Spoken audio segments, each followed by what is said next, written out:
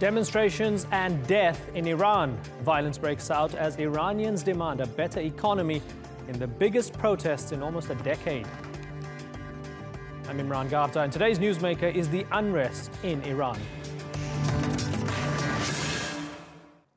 They started as local rallies against Iran's struggling economy, but in just under a week, the protests have spread and become violent. Clashes between demonstrators and police have seen hundreds arrested and more than 20 people have been killed. President Hassan Rouhani has called for calm, but some on the streets are calling for his ouster. Many see this as the biggest threat to the leadership in Tehran since the Green Movement in 2009. Iran's supreme leader, Ayatollah Ali Khamenei, has accused the country's enemies of stirring unrest. So, what's really behind the demonstrations and what impact will they have? Randolph Nogel reports. این نکته باید برای همه روشن باشه که ما ملت آزادی هستیم و طبق قانون اساسی و حقوق شهروندی مردم در بیان انتقادشون و حتی اعتراضشون کاملا آزاد هستند. It's a rare sight in Iran, and yet one caused by a natural evolution. Dissatisfaction turns to frustration, to anger, and eventually to protest. Thousands of people have grown tired of waiting for their economic situation to improve. Among them are many who voted to re-elect Hassan Rouhani less than a year ago. The expectations that ballooned as sanctions were lifted under a nuclear deal with the West have since deflated. Instead of more opportunity, the lives of many Iranians have been met with a rise in the price of basic foods and goods. Unemployment remains high, and many young Iranians disillusioned with their prospects are chief among the ranks of a middle-class backlash against economic stagnation. Many also reject Iran's expansionist foreign policy, which has seen Tehran's influence in the region grow in recent years. These protests are the largest since those that followed the disputed re-election of former President Mahmoud Ahmadinejad in 2009. But these are different times, with no indication that the now faded opposition Green Movement is behind the current unrest. Brave Iranians are pouring into the streets. They seek freedom, they seek justice, they seek the basic liberties that have been denied to them for decades. Iran's opponents abroad couch the protests as a backlash against the Islamic Republic itself. US President Donald Trump chimed in using Twitter to say just that. But the extent to which the demonstrations threaten the broader religious system in Iran so far seems dubious at best. Some protesters have gone as far as denouncing Ayatollah Ali Khamenei. This video is believed to show protesters tearing down one of the ubiquitous pictures of the supreme leader. Hassan Rouhani is a moderate reformer whose power is curtailed by clerical and military institutions with competing agendas. He's advocated for a delicate approach to the situation. به نظر من اون چی که این چند روز واقع شده ظاهرش یه نوع تهدید بوده. باید تبدیل کنیم به فرصت. ببینیم مشکل چیه. And while there hasn't been a crackdown like the one seen in 2009, hundreds of people have been arrested. And there are reports the government has shut down access to social media platform Instagram and the popular phone messaging app Telegram, something Iran's communication minister deflected as rumor. What happens next could well define the future of an opposition movement currently in disarray. One that hasn't harnessed the widespread dissatisfaction that has spilled out across the country. Randolph Nogel, The Newsmakers. Well, joining me now from Marbella in Spain is Mehrdad Khonsari. He's a former Iranian diplomat. In Tehran is Mohammad Marandi. He's an Iranian political analyst and a professor at Tehran University. And from Washington, we have Nigar Murtazavi. She's an Iranian-American journalist. I thank you all for joining us here on The Newsmakers. Now, it's clear that there's discontent on the streets. It's hard to gauge the scale, the intentions, the goals. This is why I think it's important for us to unpack it with a panel. That's why we have you all on the program. So, Mohammad Marandi, let me begin with you. Some consider this an uprising. Is it an uprising? No, it's definitely not an uprising.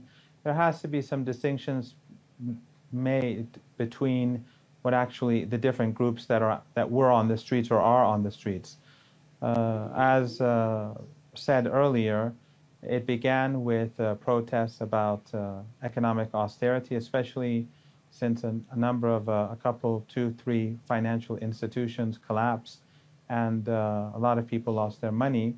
They've been over the past few months, they've been demonstrating here and there to have the government do something about the money that they lost. But last week, when they were staging a demonstration in Mashhad, a small group of people who were much more radical, they began chanting different slogans. And following that, from the very next day, we had this spread, small groups in different cities, which have been chanting much more radical slogans against the president, against the leader, against the government institutions, state institutions, and increasingly violent. And they have been, to a large degree, been supported from outside of Iran. They've been using social media apps, such as especially Telegram. These groups, very large groups, have been inciting violence. They've been teaching people how to use and make Molotov cocktails. Mm-hmm. And they've been telling people to attack police stations. Okay. And since Iran, unlike Western countries, does not control these apps, they cannot block it. And unlike in London in 2009, when we had the riots where the Prime Minister of England said that they may have to shut down social media. We've got the heart of what you said. Social media cooperated with the government. Sure, for the sake of time, does not have that ability. Okay, certainly. And for the sake of time, I want to interrupt you and bring in other people in the panel here. Nigar, is that an accurate analysis of what happened? Economic protests may be hijacked by, as Mohammed Marandi calls them, radicals who are trying to cause political unrest?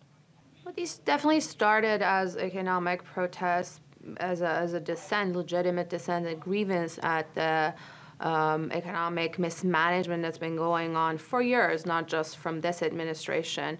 But it escalated. Actually, reformists blamed the hardliners in the city of Mashhad for enticing very radical slogans, first against the president, but then it got out of hand, it escalated. And as we can see, the slogans became very radical. It spread to dozens of cities across Iran. And now it is considered an uprising. It's an uprising that's aimed at not just the economic situation, but the political establishment and basically the status quo. And when I speak to activists on the ground, they tell me most of these protesters are actually from the working class, which is very different from the demographic of the 2009 protest, which was more middle class and the political elite. And these are people who have very little to lose. And that's one of the reasons maybe that the protests have become so radical. Mehrdad Khonsari, is this a big thing or will it die down? Well, I think that the underlying causes for what we have witnessed in the last several days is because of the economic deprivation that has come as a result of years of bad economic management and Iran's international isolation, which has affected the inflow of capital into the country, investment and things like that. And obviously, I think that the present government, which is one of the better governments that the Iranian regime has had over the years, is simply unable to cope with the level of expectations. And the fact that they are unable to deal with this has led to this kind of demonstration, initially for economic reasons, for economic grievances. But when you get crowds into the streets, then these slogans expand and entail other social grievances and political grievances. And this is what has happened. Now, whether these go on or not, I can't say. But if they are put down or if they are shut down or if they go away, the underlying causes will continue to remain until they are actually addressed. And the addressing of that cannot happen until there are certain structural reforms within the system allowing for these things to happen. And later on in the discussion near the end, I'll ask you what sort of structural reforms you might suggest. But let's go back to Mohammed Marandi. So would you accept that whatever the trigger, even though it might have been over economic grievances, it has ballooned into something bigger now, whoever might have inspired that ballooning. And as things stand, it's not a good look for the government, given that at least 20 people have been killed. I understand that a cop was also shot down by a protester in Najafabad, but for the most part, it's been the other way around. This might get ugly. How does the state stop it from getting ugly, Mr. Marandi, and keep things under control? Well, first of all, I don't agree that it is something bigger, and it's not a class thing either. In Tehran, at least, we haven't had any major rioting in Tehran or any major protests. We had between 70 and 200 on our campus and near our campus at the University of Tehran. But people did not join it, and they were mostly students. Actually, the following day, there was a much larger anti-riot protest on campus by other students. So it's not as simple as that. I think that it's obvious that there are structural problems, like there are across the world right now. One reason why Trump became president of the United States was because the middle class in the United States, due to liberal economic policies, it has been depleted, and it has caused this situation.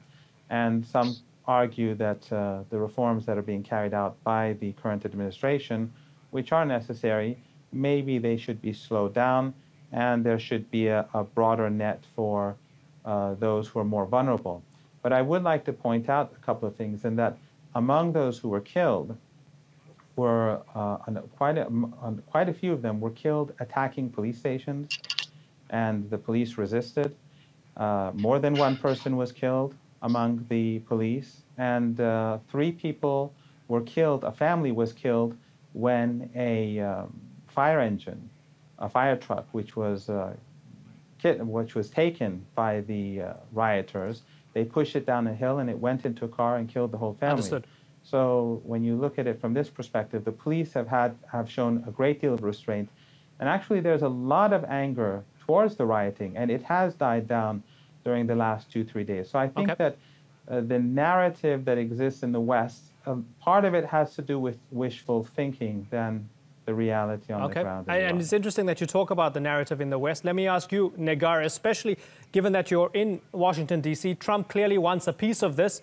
He seems to be wanting to use the events that are taking place on the streets of Iran for his own political purposes. Maybe the Israelis do as well. Maybe the Saudis do as well.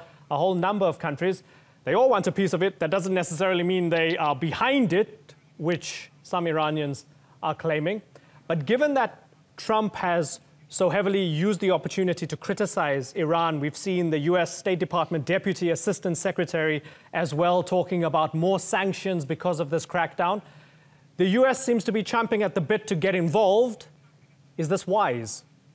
Well, again, if you speak to dissidents on the ground, any kind of help or serious support coming from the U.S. government has usually had the adverse effect on Iranians, on the dissidents, because the government already has been quick at pointing fingers at people, calling them agents of foreign countries and Iran's enemies. Like the Supreme Leader called Iran's enemies responsible for the unrest today, and President Trump's rhetoric has already been much harsher than what we saw in the previous administration.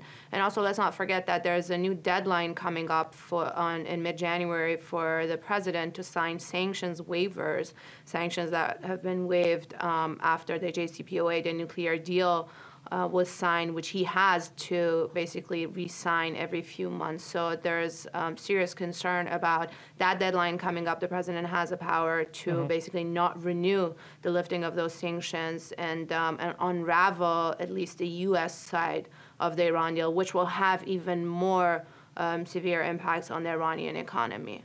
Mader Khonsari, as we look forward, we look at Iran with huge oil and gas reserves. We look at Iran that had a bit of a cash bonanza as a result of that Iran deal. It's a growing influence in the region, in Iraq, in Syria, in all manner of countries in the region. It has an expansion in the region. It's possibly becoming a bigger power, but now it has internal unrest. Is it because of that? Is it focusing too much on matters outside of its borders? in places like Lebanon as well after that? And has it neglected things back home? And if you were Ayatollah Khamenei, if you were President Rouhani, what would you do differently to end this protest wave and try and fix things? Well, much is said about the fact that Iranian resources have been diverted from the domestic to the foreign, you might say, areas. I don't go along with that. I think Iran is a major regional power. It is playing an important role in the region, not so much because of its expansive policies, but mainly because of the policies, failures on the part of the West that started certain events in Iraq, Syria, and previously in Lebanon, and then abandoned it and created a vacuum which Iran has filled. The amount of resources invested by Iran in comparative terms is minute. But there are certain problems within Iran in terms of managing the economy. And Negar mentioned the fact that there was some sort of some benefits, following the signing of the nuclear deal. But what came into Iran was really nothing compared to what should have come into Iran. Iran is the largest, perhaps the largest foreign investment capital market in the world today. Right. Yet the amount of foreign investment coming into Iran is minute. So that is because of the fact that the Americans, irrespective of what they do, they have not removed from the time of President Obama the kind of restrictions that prevents foreign banks from investing in Iran or going along with major capital projects. And this has harmed the programs and the plans which the Rouhani government had for reviving the economy. So, but these things, are important factors. And I don't think that Iran's regional, you might say, situation, which is obviously something that is favorable, and many regional powers are against this and want to sort of deprive Iran of its, you might say, of the position that it has gained. But that has really nothing to do with the kind of reforms that need to be made inside Iran to prevent corruption, to prevent the Revolutionary Guards and their companies from trying to dominate Iran, for creating oligarchs, bypassing customs laws, avoiding payment of taxes and dues, depriving the government of the kind of revenues it needs to flush back into the economy and help with jobs and employment and, issues of that nature. Okay. Negar, let me ask you, it's a young and vibrant population in Iran. If you were a young protester protesting unemployment or inflation and you're out on the streets purely because of that, but maybe because of some political grievances as well, and then you hear Ayatollah Khamenei saying that this is the work of the enemy trying to infiltrate Iran, what's that going to do? Well, that is going to cause even more anger and grievance, because I don't think these protests are being incited or led from the outside. Outside dissident groups and opposition groups outside of Iran, some of which are very strong and established, have tried for many years, decades in fact, to foment these kind of unrest in Iran, and they haven't succeeded. So there's genuine grievance from the inside, there's genuine dissent, even though some of these channels and social media groups might have admins outside of the country, but this is an internal issue. And like Mr. Khansari said, unless there is structural change for the economy within the political establishment, foundations, religious groups that don't answer even to the elected government when it comes to budgets and finances. All of these are things that people can see, they observe, and then they see the effects and impacts of them on their daily lives. And then to come out and call them enemies and agents of the West or foreigners, I think will just create more anger. Right. And I think these protests will continue to grow unless there's serious crackdown and violence. Okay, and as we complete the circle, Mohammed Marandi, I'm going to give you the final word. If you don't mind, in less than 30 seconds, please, because I have to move on to another segment. But final word to you, Mohammed Marandi. No, I disagree. I don't think it's right to whitewash the role of Western countries. BBC Persian, VOA Persian, they have played a major role in trying to fuel the flames. We see these groups outside of Iran pushing people towards violence. It's quite evident, and the United States and the Europeans do not stop it. We know that the Mujahideen terrorist organization, which assassinated hundreds of people and blew up bombs throughout the country in the 1980s and fought alongside Saddam Hussein, they're now based in Europe and North America. They have supported this, and their people, according to the Ministry of Intelligence, have been involved in this. And of course, part of the economic problems in the country are because of the sanctions. The Americans were supposed to lift the sanctions. They betrayed the Iranian negotiating team by not lifting the sanctions. And the president uses the Revolutionary Guards to take care of major projects because foreign investors are not coming in. The Revolutionary Guards themselves, they lose money as a result of these investments. There is no other option but for them to take part because the Americans are trying to prevent foreigners from coming inside the country. And the budget in the country is passed by Parliament and is put to the Parliament by the president. So I think the leader is not talking about ordinary people. He's talking about the rioters, and the rioters who are definitely linked to the outside. Ordinary grievances by regular people are legitimate, and they should remain legitimate in the eyes of everyone. But violent acts, as in London 2009 when 5 people were killed, were not tolerated by the British government. And ultimately, social media companies helped the government to arrest the people who led to those 5 people getting killed in England. Nigar, I know you disagree, but unfortunately, I can't give you the opportunity to come in because I have to move on. So I'm going to have to be a bad person. I apologize for that. We are out of time. But Mehrdad Khonsari, Mohammed Marandi, and Nigar Mortazavi, it's been a pleasure having you all on the Newsmakers.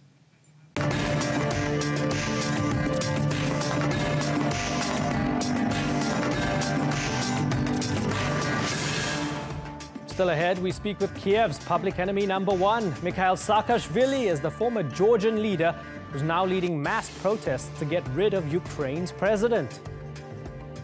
And Afghanistan reels from yet another deadly attack. Will the new year bring any new hope for peace?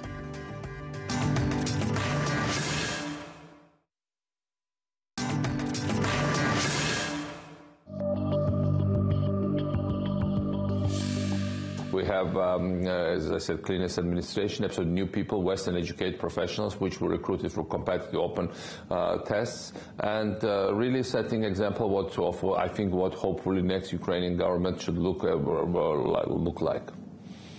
That was former Georgian President Mikheil Saakashvili talking to the Newsmakers almost 2 years ago. And if a week is a long time in politics, you can imagine how much has changed since that interview. Back then, he was the governor of the Ukrainian city of Odessa and a close ally of Ukraine's President Petro Poroshenko. Within a year, their relationship collapsed. Saakashvili resigned, complaining of rampant corruption. Since then, he's become one of Poroshenko's fiercest critics and a target for Ukrainian security services. Accused of acting on behalf of Russia, he's been arrested several times. One occasion saw him dramatically freed by his supporters after being captured on a rooftop. Saakashvili remains defiant and is now leading a movement to have Poroshenko impeached.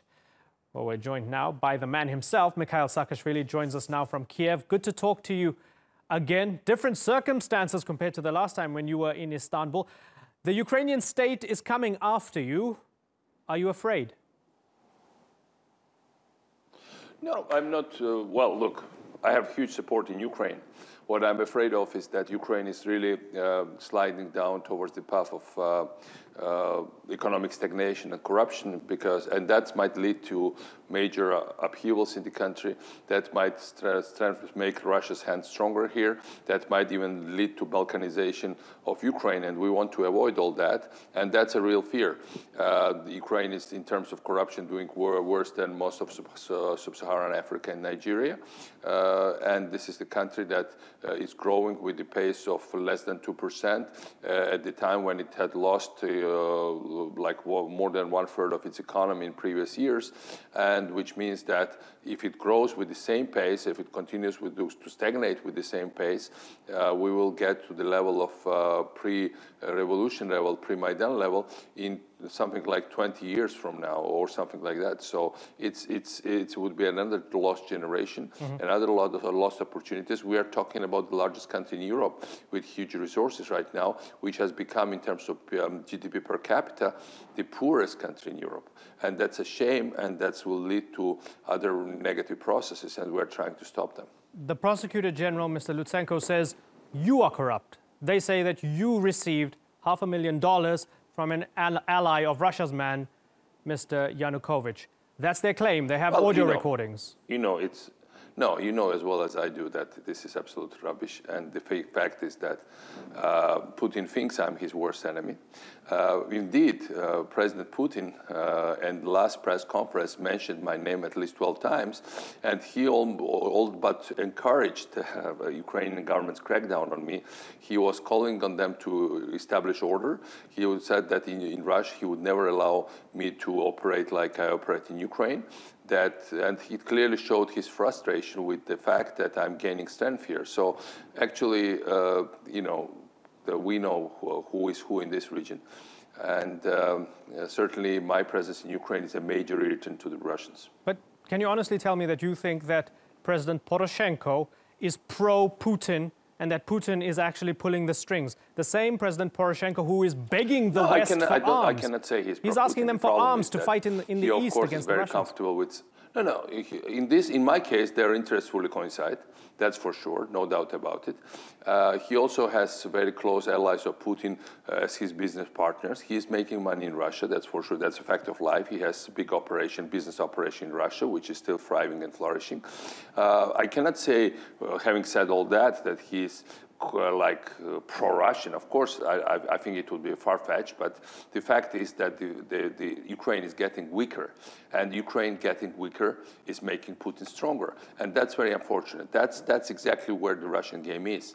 Corruption in Ukraine is undermining trust of population in its government, in its institutions. It also makes clear that not only Putin is interested in continuation of war, but some of Ukraine's oligarchs are making money from this war. And that's very unfortunate. That very annoys people because they are giving their lives for freedom and independence of Ukraine. Let's have a little listen to a bit of what President Poroshenko said in his New Year's message. Have a listen to this. As president, I will provide the political conditions necessary for economic growth. We should take away the matches from those who want to set fire to the house from the inside. We should open fire on those who will attack us from the outside. We should cherish our unity as the apple of one's eye. So, Mr. Saakashvili, you said that Vladimir Putin mentioned you by name. President Poroshenko did not mention you by name. However, when he said, and I'll repeat it, we should take away the matches from those who want to set fire to the house from the inside, he was referring to you, wasn't he? Look, those who set fire to inside, this is corruption. This is stealing from the Ukrainian army. This is making hundreds of thousands of Ukrainian young, best workforce to leave every year. I think this year we lost up to 1 million. Last year we lost up to 1 million people. This is about huge rampant crime rate, which is really frustrating people a lot. This is about total loss of institutions. Indeed, we organized huge rallies in the center of Kiev. They were peaceful. They're not setting fire to anything. They were very, very peaceful. On the other hand, Poroshenko tried to organize a rally against us, and only less than 200 people showed up. Well, like when I was president of Georgia, and even here in Ukraine, I can gather more in every Ukrainian or Georgian village. So if a president of the largest countries in Europe cannot get more than 200 people on the main square of his capital at the time when he thinks he needs them most, he is in trouble. He is in trouble, and weak president is not something that I'm happy about. I think Ukraine needs strong government. Ukraine needs strong institutions to stand up to Russia. And indeed, when you mentioned New Year's address, you can go on Facebook and see that my address for the New Year was seen by much more people than Poroshenko's address, and it was liked by 5 times more people. And it was also true about television audiences. So it really shows where the balance of force lies and who is supported by Ukrainian people more. Yeah, I'm interested that you mentioned that, you got more Facebook likes than him. What about the idea that this has less to do with Russia, has less to do with Ukraine, has less to do with anything related to the politics, and it's more about 2 men, 2 former allies, former friends, close associates who had a falling out. You and President Poroshenko went south in your relationship, and that's it. It's personal. No more, no less.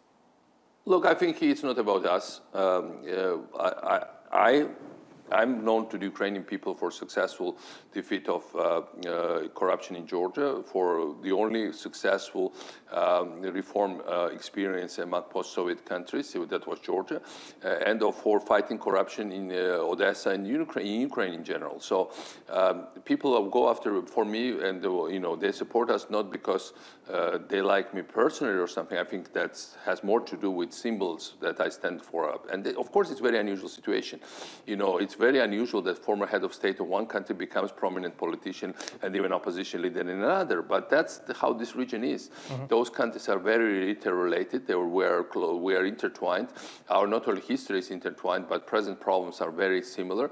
So it's not about personal relations. I mean, my main threat, my main force is that I never put personal relations or relatives or anybody or some kind of, I never created clans. I never put personal things about the values I believe in, and that's why lots of Ukrainians are, they helped me to be freed from police custody.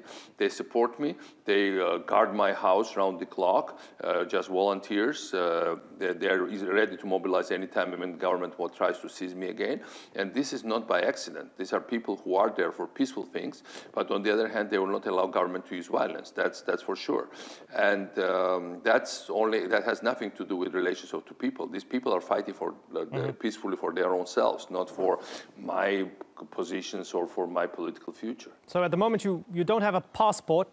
You have no official citizenship, as far as I know, because the Ukrainians stripped your citizenship and you had to give up your Georgian citizenship to get the Ukrainian citizenship. Yeah, but right? Passport was removed against the law by Poroshenko. Okay, I'm fair appealing enough. this, and I'm sure the Ukrainian court eventually, under his rule or after his rule, will give it back. Okay, so no let's doubt about certainly. Okay, At least for normal Ukrainians, it makes no difference. Right. So they think I'm the Ukrainian politician, and they go after for me. Certainly, but you were the president of Georgia. You were a leader in Ukraine. You held office. Maybe you were looking to become the leader of Ukraine.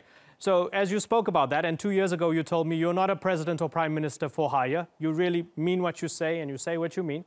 And that's fair enough. But as things stand right now, you're stateless, you don't have a passport, you don't really have a country. So was it all worth it? Look, this is an artificial situation created by a president that is just scared to death, that he thinks I'm his main problem. That is his problem, that he thinks this way. But also, he's scared not because of, like some personal factors. We are looking at polls, and the polls, the last polls we had, I cannot run for president because I don't have enough residence status here under the Constitution of Ukraine. But once I get my passport back, I can run for prime minister. And most of Ukrainians, I have the highest support among all Ukrainian politicians for the office of prime minister, something like 34%. That's quite high, considering that in this country nobody trusts any politicians. So from that standpoint, it's not about my passport. It's about equilibrium of power in Ukraine. It's about restarting, relaunching the reforms. It's about, most of the support I get are in my big city electorate, educated people, educated classes, and young people. So these are the agents of change. And overwhelmingly, they do support me and my movement, which means that we have future here. Of course, those people who are nostalgic about Soviet Union don't really like us, but they are losing ground in Ukraine more and more. And I think from that standpoint, Ukraine is drifting away from Russia. Ukraine is becoming more, not even post-Soviet. It will just lose its ties with Soviet legacy. And I have some role to play in it. I have one more question for you. So you have your plans in Ukraine, but authorities in Georgia have other plans for you because they believe you abused the office of the presidency. There's talk of extradition. Poroshenko's not a fan of yours right now, so it may well be that they extradite you to Georgia and you face charges there. Are you prepared for that to happen? If they could extradite me to Georgia, they would have done it a long time ago. When I was coming back to Ukraine, that's exactly what Poroshenko was menacing, and I've been here already for 5 months, and they couldn't do it. Now, the problem is that Georgian authorities are saying that, but they don't really want me. I am the founding father of a new modern Georgian statehood. The very moment when, if they send me back to Georgia, most of the armed forces, most of the police, law enforcement, most of the state apparatus, and most of the people are going to free me and get rid of present Georgian government controlled by Russian oligarch Ivanishvili. That's this nightmare scenario for Russia and Ivanishvili. I'm not Understood. somebody that can be easily kept in Georgian jail. I'll be freed immediately, and I'll be freed by Georgian nation. Both sides know that. If not that fact, for that factor, they would have extradited me a long time ago. Okay. That's why I'm quite confident. If they ever try to do that, not only Ukrainian government will fall, but Georgian government will not last long as well. Mikheil Saakashvili, it's been a great pleasure talking to you again. Thank you very much for joining us on the Newsmakers. Thank you for calling. Thank you, sir. Attacks in Afghanistan are tragically all too common. Last week, a suicide bomber killed more than 40 people after targeting a Shia cultural center. And caught in the crossfire was an Afghan news agency. Many of the latest attacks have been claimed by Daesh. And the Taliban is still a force to be reckoned with. So what is the Afghan government doing to improve security? The US is sending more troops to help, but will that be enough? Basil Rehan takes a look.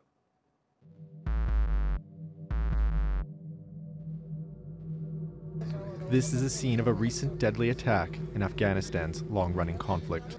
Suicide bombers detonated their explosives at a funeral in the eastern city of Jalalabad, killing at least 17 people. It happened on New Year's Eve, capping off a string of attacks in what was an exceptionally violent year. These Afghans are mourning the dead from a different attack just days earlier. A suicide bomber, claimed by Daesh, blew himself up in a Kabul compound near a Shia cultural center. The bombing killed 40 people. They included women and children. At this hospital, survivors of the attack receive treatment while their relatives wait in shock. Many of these people are part of the country's Shia minority. They say they've been abandoned by their government, left vulnerable to an increasing number of attacks against them over the past year. This distraught woman blames the Afghan president directly.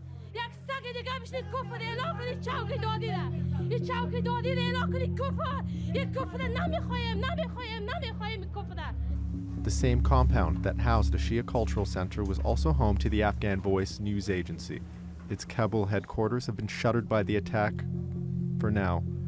Observers say the incident is the latest sign of a major increase in violence against journalists. In May, Daesh claimed an attack on an Afghan state TV building in Jalalabad that killed 6 people. And in November, at least 1 person was killed when Daesh fighters stormed a private TV station in Kabul. There were at least 71 other documented cases of attacks on journalists in 2017. That's a 35% increase compared with the year before. Critics say the surge in violence against journalists and minorities is a symptom of the country's deteriorating security situation. The question many are now asking is whether the Afghan security forces and the US-led coalition that backs them will be able to turn things around.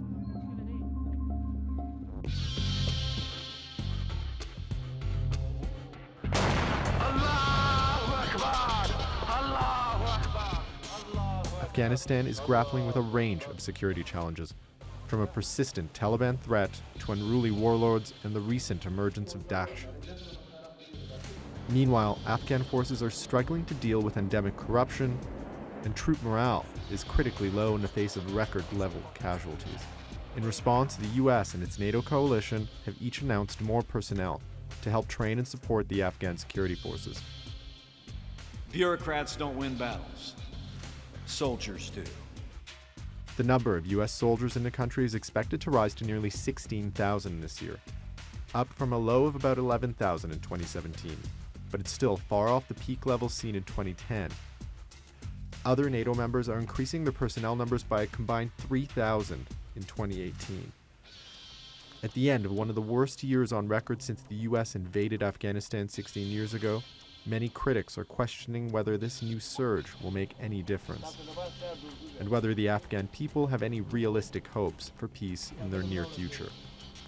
Basil Rehan, The Newsmakers. Well, joining me now from Kabul is Javad Faisal. He's the deputy spokesman for the chief executive of Afghanistan. In Washington, D.C., we have Omar Samad. He's the former Afghan ambassador to Canada, France, and Belgium. And on set with me here in Istanbul, we have Afghan-American journalist and author Fariba Nawa. Thank you all for joining us. Javad Faisal, let me begin with you.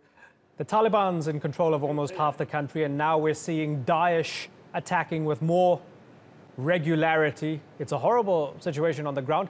Has your government lost control of the security situation to the Taliban and Daesh? First of all, Taliban are not in control of half of the country. Last year, in the year 2015, were a tough year, both years, but 2017 was a year where we had progress. The 2 years, 15 and 16, our provincial capital fell to Taliban. Our district centers were threatened. But in 2017, we had no case as such in the entire country. Our Air Force is in a better situation. Taliban can no longer attack major cities or district centers. All they do is to just carry out side attacks and harm local civilians. Okay, but I deeply suspect that you're missing the tone of this entire discussion here, because we're talking off the back of a massive Daesh attack that has just butchered people along sectarian lines. And I'm saying not just the Taliban, and we can debate this, but between 30 to 45% of the country is in their hands right now. I'm not making this up. This is empirical fact. And again, I ask you, in addition to that, Daesh is blowing up Afghans for being Shia, for being different, or for just being Afghans. And you're telling me the past 2 years have been progress. How has that been progress? I'm talking about this year, like I said earlier, none of our provincial capitals fell to Taliban this year. None of our district centers have fallen to Taliban in the past couple of months. Daesh is not a problem that belongs to Afghanistan only. It's a problem that belongs to the world. But Daesh is not a big threat, as big a threat as Taliban are to Afghanistan. If there are no Taliban, if we can destroy them with the support of international community, there will be no space for Daesh or others. But like I said earlier, the only thing that terrorists, Taliban and Daesh or other groups, they carry out now are suicide attacks and explosion. They can no longer fight on the ground against Afghan national security forces, which is a progress. Okay. Our Air Force is in a better situation. We have more support from international troops. Okay. Let me bring in Ambassador Omar Samad. Are you encouraged after hearing that from the Deputy Spokesman for Chief Executive Abdullah Abdullah?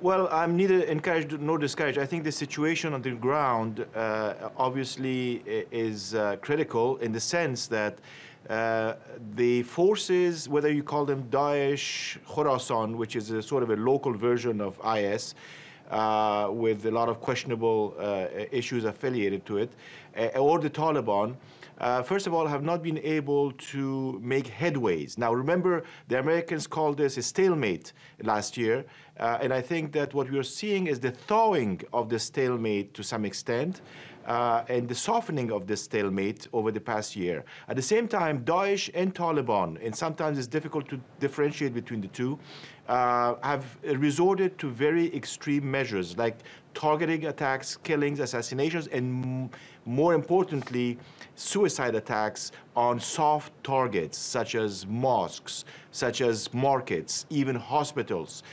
So this obviously is to create a climate of fear and terror on one hand. On the other hand is to make it look fantastic. And they have been able to do so. But on the ground, I don't think that if you look at the balance, the Taliban have made a lot of headway. They have not made headway. I think the Afghan forces have held off the Taliban somewhat more effectively. And I think the American announcements to support the Afghans has helped boost morale to some extent. But there are a lot of other issues at play in Afghanistan, including the political situation and the economic situation that also impact security. Okay.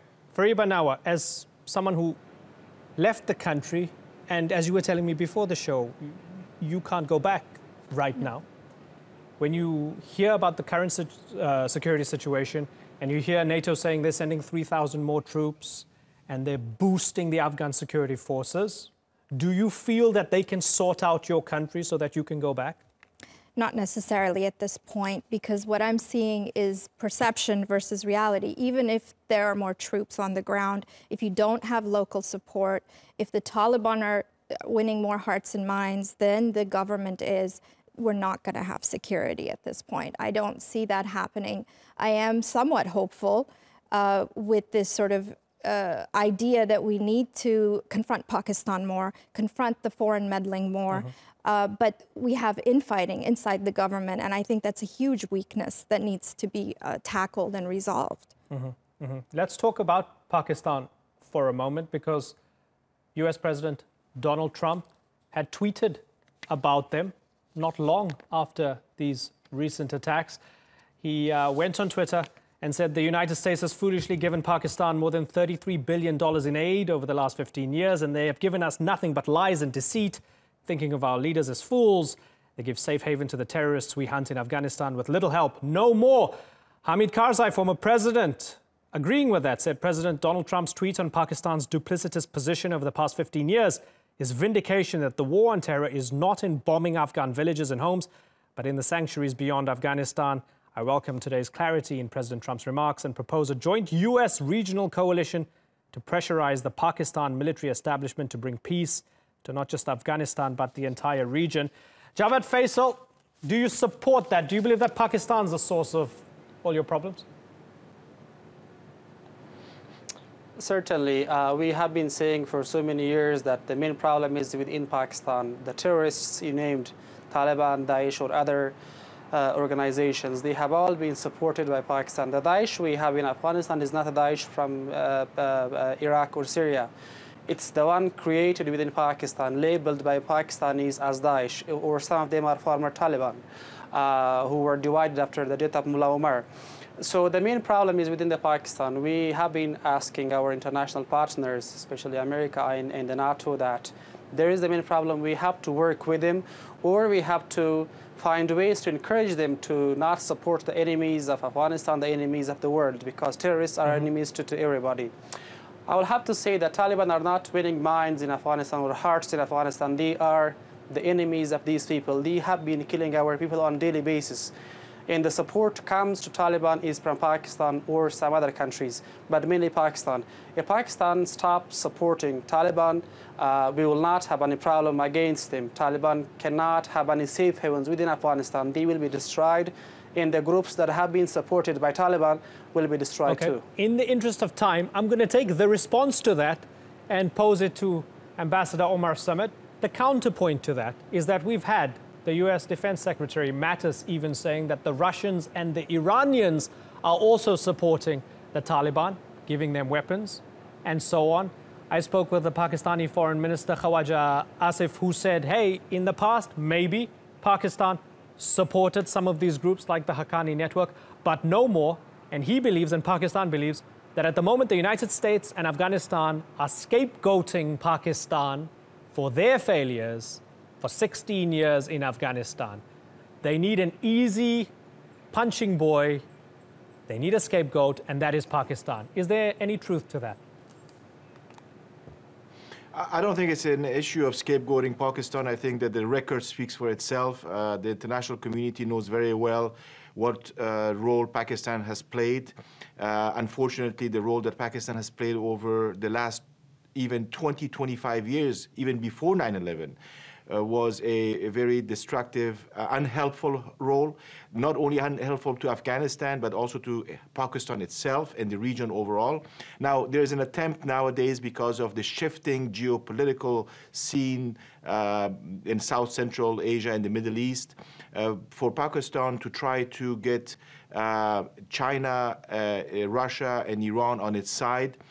There is no conclusive evidence that there is all-out assistance to the Taliban by these countries, but what we do know is that there are contacts and there are talks that have taken place. Maybe there's more, we don't know yet, but I think that both the Iranians and the Russians are looking at this from a different angle. They're looking at it from an angle of IS being a threat, and they are fearful that Afghanistan might become sort of a breeding ground for IS. So the Taliban may be an enemy, but they're not the immediate enemy as far as they're concerned. So they're talking to the Taliban. So there's a lot of shifting going on in the region. But at the end of the day, what has to happen, and everybody has to agree on, is that terrorism doesn't have good and bad terrorists. Terrorism is bad across the board. You cannot differentiate between this group being better than the other group, because they all aim to terrorize individuals, societies, and destabilize the situation as we have seen it. Well, but some are, right? Some are. I mean, Hamid Karzai himself, who says the Taliban are sons of our soil, we need to talk to them, whereas Daesh are foreigners and we need to treat them differently. So that is one way of looking at it. And given that the Taliban has so much land in the country, it makes sense, right? When you look at a possible peaceful resolution down the line. Who you talk. It depends on how you define the Taliban. The Taliban are a conglomerate made up of different interest groups. Some of them are radicalized Islamists. Others are there because they are disgruntled because of something that has happened, or injustice, or maybe bad governance or corruption. Some of them have been hurt for one reason or the other. Others are in the drug business, in illegal activities. And some of them are affiliated with international terrorists. So it depends on which part of the Taliban we're talking about. Those Afghans who are not affiliated with international terrorism, who are not affiliated with international drug mafias, who are not affiliated with radical thinking and radical activities and violence and terrorism, they at any point are welcome to come and join and talk and sit down around the table. And I think that's what most Afghans, including Karzai and others, are saying, including the current government. What we are seeing is that some of these people are prevented from doing so by other forces in the region who have ulterior motives and other agendas at play. Understood. Fariba Nawa, it's not a great situation right now. If you were in President Ashraf Ghani's shoes or Chief Executive Abdullah's shoes, what would you do differently? I mean, they've got a tough job ahead of them. It's very difficult for them. It's very difficult to prevent these sorts of massacres. But what would you do differently? Well, the first thing that we need to address is the infighting in the government that I said. And there have been just article after article coming out about this sort of Pashtunization inside the government, alienating minorities, especially Shiites and Hazaras. There are, many Hazaras believe that these attacks against them are engineered inside the government. So that perception is really damaging. And there's a lot of micromanagement on Ashraf Ghani's part. When he was finance minister, that was one of the biggest criticism against him. And he's still doing the same. Pulling governors out of the north, for example, firing them, that may not be the answer right now, and he's not able to hold on to major parts of the country, as you mentioned. So I think we need to look at the bigger picture. And once you look at the bigger picture and are able to talk to locals and are able to win back some of this support that he's lost over the years, then we can talk about a solution. But right now, you're right. The solutions seem to be farther and farther in the distance. And so there are two themes to Afghanistan historically. We have foreign meddling and internal neglect. Right. And that hasn't changed. Yeah. As Ambassador Omar Samad said, there's a lot of shifting, and I think a lot of the shifting is happening with the boots on top of the heads of the Afghan people, unfortunately. It's been a fascinating discussion. Unfortunately, we are out of time, but I thank you all for joining us. Fariba Nawa, Javed Faisal, and Omar Samad. Thank you very much for joining us here on the Newsmakers.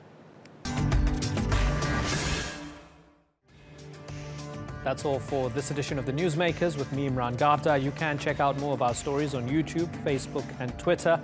Remember to like, follow, and subscribe. Next time, a Palestinian teen activist is charged with assault after slapping an Israeli soldier. A crime or brave resistance to an occupation? Until then, thank you for watching. Bye-bye.